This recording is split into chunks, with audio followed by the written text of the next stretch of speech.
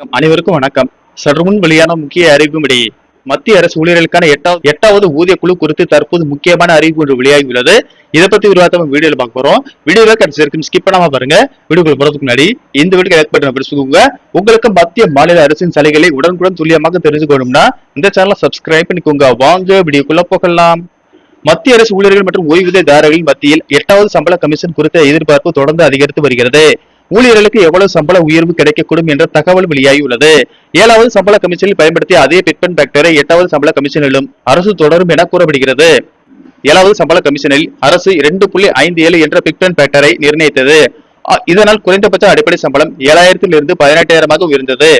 இதே பிட்மன் ஃபேக்டரை 8வது சம்பள கமிஷனிலும் பயன்படுத்தினால் தற்போதைய குறைந்தபட்ச அடிப்படை சம்பளம் 2.57 மடங்கு உயரக்கூடும். லெவல் 1 ஊழியர்களின் தற்போதைய சம்பளம் ரூபாய் 18,000 ஆகும்.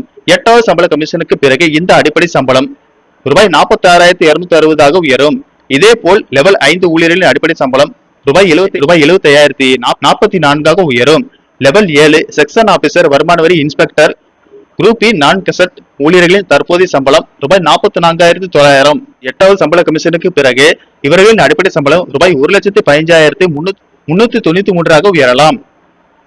லெவல் 10 ஊழியர்களின் அடிப்படை சம்பளம் 1,44,177 இருக்கலாம்.